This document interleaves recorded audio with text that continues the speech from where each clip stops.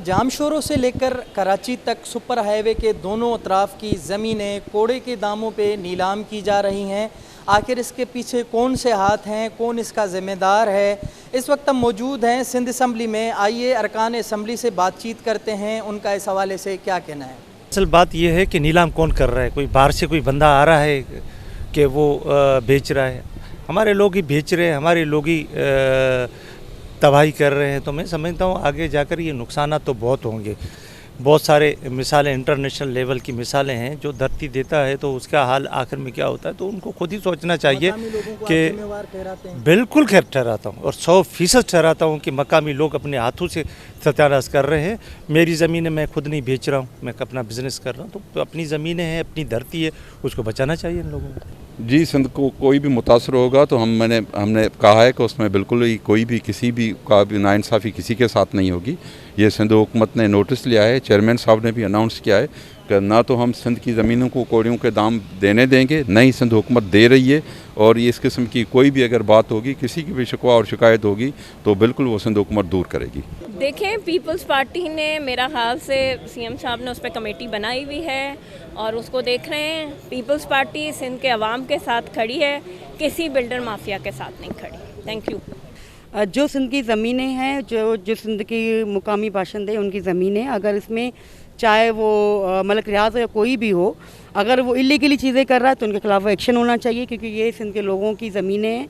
और उनकी अगर कोई खुद अपनी पर्सनली एफर्ट से वो भेजना चाह रहा है तो आप उसकी जो रेट है मुकामी वो दें, लेकिन अगर ज़बरदस्ती या डंडे की ज़ोर पे उठाएंगे तो उसकी भरपूर मज़म्मत करते हैं।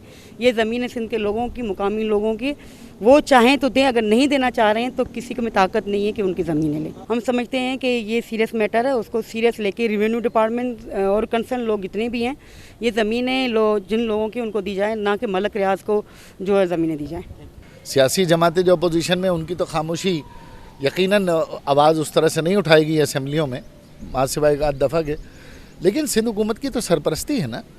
सिंध हुकूमत तो ज़मीनों के मामलात में पार्टनर इन क्राइम है। ये बग़ैर खाते तब्दील हुए ये नैब के जो 150 से ज़्यादा केस ज़मीनों पे ही तो बने में। ये इतने सेक्रेटरीज, इतने इनके अफसरान, कोई एयरपोर्ट के नीचे से भागा हुआ है कि एयरपोर्ट के ऊपर से भागा हुआ है, कोई इंटरपोल से लाने की तैयारियाँ हो रही हैं। ये सारे के सारे सूबाई क़यादत, पाकिस्तान पीपल्स पार्टी की क़यादत की वजह से ये ज़मीनों की बंदर बांट की हुई है। और सिंध के लोगों को, जो कि जामशोरों से लेकर कराची तक जो ज़मीनों की बंदरबाट दाएं और बाएं दोनों तरफ हुई है, वो बग़ैर हुकूमत के रेवेन्यू के अफसरान के बग़ैर मुमकिन नहीं है। और साथ साथ कराची में भी जो बची कुची ज़मीनें हैं उस पर भी बंदर बांट हो रही है, और उसमें भी सिंध हुकूमत खामोश पार्टनर इन क्राइम है। देखें, सिंध का एक बहुत बड़ा इशू है आपका इलीगल कंस्ट्रक्शन और उसके साथ कब्ज़ा माफिया। अब आप देखें जो जाली ज़मीनों पे डबल लीज करके या पॉलिटिकल इन्फ्लुएंस यूज़ करके ज़मीनें अलॉट की जाती हैं, पाकिस्तान तहरीक इंसाफ इसके ख़िलाफ़ है, नंबर 1। नंबर 2, जो गरीब मुतासर है उसके साथ पाकिस्तान तहरीक इंसाफ खड़ी है। और जो बहरिया टाउन में हो रहा है, जो ज़बरदस्ती कब्ज़े किए जा रहे हैं, उसके ख़िलाफ़ हमने असम्बली में भी बात की, हर फोरम पे बात करेंगे और हर नाइंसाफ़ी के ख़िलाफ़ हम आवाज़ उठाएंगे। सर, बहरिया में है सिंध गवर्नमेंट का इंटरेस्ट, उनको ज़मीनें अलाट कर दी गई है।